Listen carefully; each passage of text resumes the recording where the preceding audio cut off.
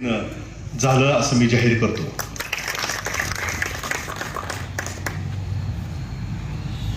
कामाचा डोंगर कसा उभा करावा हे विजयराज दादा डोंगरे यांनी आपल्याला सर्वांना दाखवून दिलेलं आहे आणि गावचा व्यवहार कसा चांगला सांभाळावा याचा आदर्श डॉक्टर अमित व्यवहारे यांनी आपल्याला दाखवून दिलेला आहे। या दोघांचं मी कौतुक करतो। दादा या ठिकाणी जे सगळे जमलेले आहेत हे सर्व आपले मावळे आहेत आणि याच मावळ्यांनी छत्रपती शिवाजी महाराजांच्या नेतृत्वाखाली आणि प्रेरणेने या देशामध्ये हिंदवी स्वराज्य निर्माण केलं। मावळ्यांची ताकद एवढी होती की आधी लगीन कोंडाण्याचं मग रायबाचं अशी म्हणण्याची जिद्द या मावळ्यामध्ये होती, म्हणून छत्रपती शिवाजी महाराजांनी हिंदवी स्वराज्य निर्माण केलं। तुम्ही भाग्यवान आहात, परिस्थिती कशी असू द्या, परंतु मावळे तुमच्याबरोबर आहेत। हीच मावळ्यांची प्रेरणा तुम्हाला या तालुक्याचं नव्हे तर जिल्ह्याचं नेतृत्व हे तुमच्या हाती येणार आहे आणि ज्या सढळ हाताने विकास कामं तुमच्या हातून घडलेली हीच विकास कामं ही तुमच्या सढळ हाताने होतील याबद्दल माझ्या मनामध्ये मोदींची गॅरंटी जशी आहे तशी मला विजयराजदादांच्या कामाची गॅरंटी आहे।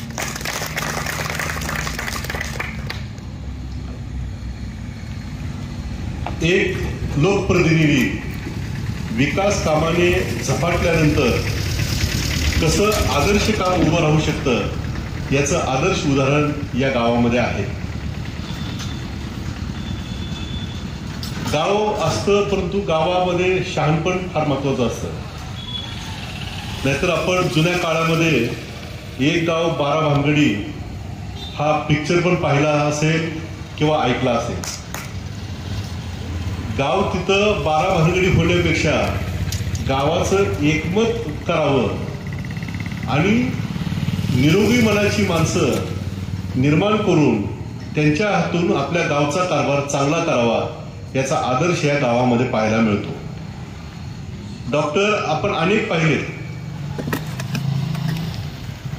आजार झाल्यानंतर तो बरा करणारे डॉक्टर आपण अनेक पाहिले, पण आजारच होऊ नये म्हणून गटार योजना चांगली प्रभावीपणे राबवून डेंग्यू निर्मूलनाचा जो काम डॉक्टर अमित व्यवहारे यांनी हाती घेतला तो खरंच आदर्श आहे, म्हणून मी डॉक्टरांचं कौतुक करतो। विजयराज दादा ज्यावेळेस सत्तेवर होते त्या सत्तेच्या काळामध्ये जेव्हा त्यांच्याकडे अधिकाराची सूत्र होती तेव्हा या गावामध्ये आणि ह्या तालुक्यामध्ये जास्तीत जास्त निधी आला, परंतु 3 वर्षाच्या काळामध्ये आणि निवडणुका लांबल्यामुळे आता निधीची कमतरता भासू लागलेली आहे। काही प्रसंग असे गावाच्या जीवनामध्ये माणसाच्या जीवनामध्ये येऊन गेले तरी घाबरण्याचं काही कारण नाही, परंतु हे लक्षात घेतलं पाहिजे की जेव्हा सत्ता मिळाली त्या सत्तेचा उपयोग लोकांच्या विकासासाठी आणि जास्तीत जास्त निधी आणला गेला हे आपण स्मरणात ठेवलं पाहिजे। आज निवडणुका लांबलेल्या आहेत आणि आपल्या काही सहकाऱ्यांनी माझ्याकडून काही अपेक्षा व्यक्त केलेल्या आहेत। मी भारतीय जनता पार्टीचा प्रदेशाचा उपाध्यक्ष आहे, सोलापूर लोकसभाचा समन्वयक आहे आणि जर तुमचा सर्वांचा आशीर्वाद मिळाला, आदरणीय पंतप्रधान नरेंद्र मोदीजींचा आशीर्वाद मिळाला तर मी या मतदारसंघातून खासदार होऊ शकतो। मग दादा तुम्ही काळजी करायचं कारण नाही। या गावच्या पाठीमागं एक विजय दादा असल्यानंतर एवढा प्रकाश आणि एवढा विकास होऊ शकतो, तर 2 दादा तुमच्या पाठीशी राहिल्यानंतर तुमचा विकास डबल झाल्याशिवाय राहणार नाही। आपण मुंबईवरून लोणावळ्याला आलो, कर्जतला आल्यानंतर गाडी थांबते आणि त्या ठिकाणी तो खंडाळा घाट चढण्यासाठी एक डबल इंजिन लावलं जातं आणि ते डबल इंजिन लावलं की गाडी फास्टपणे खंडाळा घाट ओलांडते आणि लोणावळा ललित हे आपण सर्वांनी पाहिलेलं आहे.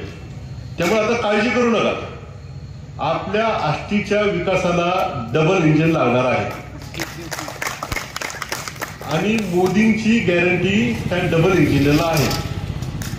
आणि मोदींचा दूत म्हणून दिल्लीमधल्या जेवढ्या योजना आहेत त्या आपल्या गावात आपण आणल्याशिवाय राहणार नाही.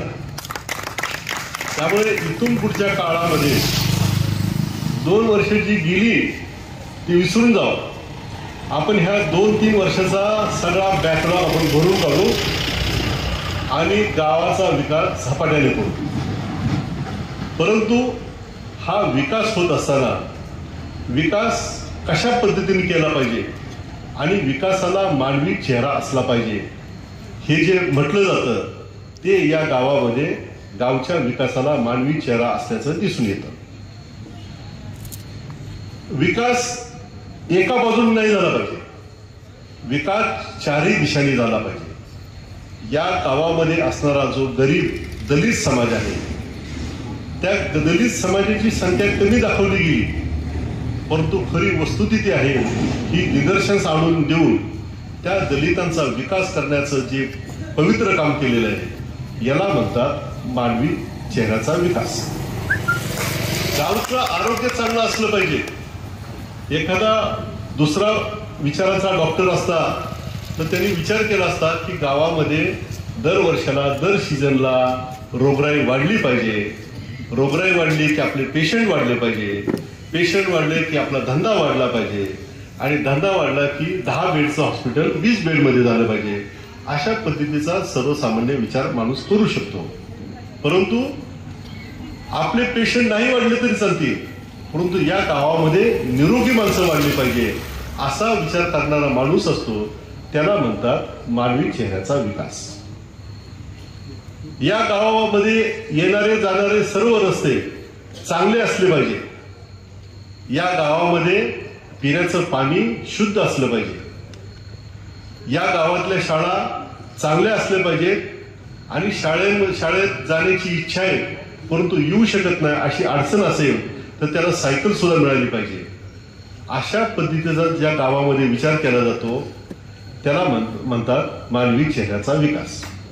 आणि म्हणून या गावामध्ये जो मानवी चेहराचा विकास जो चालू आहे तो अत्यंत चांगला आहे आणि हा विकास असाच कायम चालू राहण्यासाठी आपण सर्व एक दिलाने एक मताने आपण इथून पुढच्या काळामध्ये गावच्या विकासासाठी कटिबद्ध होऊया. जे गाव एकत्र येतं, एकत्र बसतं, एकत्र विचार विनिमय करतं, मतांतर असेल तर वादविवाद खेळेल, परंतु बैठकीतून उठताना एकमताने हसतमुखाने उठलं आणि ज्या गावामध्ये ज्येष्ठांचा मान राखला जातो आणि ज्या गावामध्ये महिलांचा सन्मान केला जातो अशा गावाचा कुणीही पराभव करू शकत नाही. त्यामुळे सरपंच, उपसरपंच, त्यांचे सर्व सहकारी याच प्रामाणिक हेतूने तुम्ही काम करत राहा. पण संकट किती येऊ द्या, किती पॅनल येऊ द्या, किती लबाडी करण्याचा प्रयत्न करू द्या, परंतु तुमच्या पॅनलचा कुणीही पराभव करू शकणार नाही. आणि म्हणून तुमच्या विकास कामाला मी शुभेच्छा देतो. तुमचा गेल्या 2-3 वर्षामध्ये असलेला बॅकलॉग भरून काढण्याची मी मोदी गॅरंटी तुम्हाला देतो. इथून पुढच्या काळामध्ये देशामध्ये मोदींचं सरकार, राज्यामध्ये देवेंद्र फडणवीस, एकनाथ शिंदे, अजितदादांच्या नेतृत्वाखालील सरकार आणि मोहोळ तालुक्यामध्ये विजयराज दादा यांचं सरकार. जर मी खासदार झालो तर विजयराज दादांच्या बंगल्यावर माझ्या लेटर पॅडवर कोऱ्या लेटर पॅडवर सही केलेली कागदपत्र त्यांच्याकडे असतील. त्यांनी ज्यांना फंड द्यायचं ते त्यांनी ठरवावं, ज्यांना विकास कामासाठी पत्र द्यायचं ते त्यांनी ठरवावं. दिल्लीतून कोणता निधी आणायचा ते त्यांनी सांगावं. याचा अर्थ असा की खासदार मी जरी झालो तरी खऱ्या अर्थाने या मोहोळ तालुक्याचे खासदार आणि मोहोळ तालुक्याचे भाग्यविधाते कोण असतील तर विजयराजदादा डोंगरे असतील. त्यांनी जो कामाचा डोंगर उभा केलाय त्या डोंगराला आपण हिमालय एवढा डोंगर करण्याचं काम आपल्याला भविष्यामध्ये करायचंय. यापूर्वी चांगल्या काळामध्ये आणि पडत्या काळात तुम्ही मावळे म्हणून विजयराजदादांच्या पाठीशी ज्या पद्धतीने राहिला त्याच पद्धतीनं त्याच प्रामाणिकपणे आपण कायम त्यांच्या पाठीशी राहावं अशी माफक अपेक्षा करतो. आगामी पुढच्या महिन्यामध्ये एप्रिल महिन्यामध्ये लोकसभेच्या निवडणुका आहेत. गेल्या 10 वर्षाच्या काळामध्ये या देशामध्ये गेल्या 75 वर्षामध्ये जेवढं काम झालेलं नाही तेवढं काम उभं करण्याचं पुण्य काम या देशाचे आदरणीय पंतप्रधान नरेंद्र मोदीजींनी केलेलं आहे. गरिबांच्यासाठी पंतप्रधान आवास योजना, गोरगरिबांना मोफत औषधोपचार मिळाला पाहिजे म्हणून आयुष्यमान भारत योजना, घराघरामध्ये आपल्या माता भगिनी शौचालयाला बाहेर जाऊ नये म्हणून शौचालय योजना, त्याच्यानंतर मोफत धान्य योजना, अशा प्रकारच्या असंख्य योजना नरेंद्र मोदीजी सरकारच्या काळामध्ये आपल्या घराघरापर्यंत पोहोचवण्याचा प्रयत्न केलेला आहे. असं मोदींचं सरकार गेल्या 10 वर्षात आल्यापासून या देशाची विकासाची घोडदौड सुरू झालेली आहे. ही विकासाची घोडदौड सुरू राहणं म्हणजे आपल्या पुढच्या पिढीला सुरक्षित करण्यासारखं होणार आहे. आपल्या मुलाबाळांना सुरक्षित करायचं असेल, आपल्या मुलाबाळांचं चांगलं शिक्षण करायचं असेल, आपल्या मुलाबाळांना चांगला रोजगार उपलब्ध करायचा असेल, आपल्या मुलाबाळांना सुरक्षित घरं द्यायची असतील आणि या देशाचा विकासाबरोबर आपल्या प्रपंचाचा विकास झाला पाहिजे अशी योजना मोदी सरकार करत असतील तर त्यांना साथ देणं सुद्धा तेवढंच गरजेचं आहे. आपण या सभेच्या निमित्ताने मी आपल्या सर्वांना आवाहन करतो की आगामी निवडणुकीच्या काळामध्ये सुद्धा आपण गेल्या 10 वर्षामध्ये पंतप्रधान नरेंद्र मोदीजींना जी प्रामाणिकपणे साथ दिली ती पुढच्या या आगामी निवडणुकीच्या काळामध्ये आपण अशीच साथ द्यावी असं नम्र आवाहन करतो आणि माझ्या वाणीला विराम देतो. जय हिंद, जय महाराष्ट्र.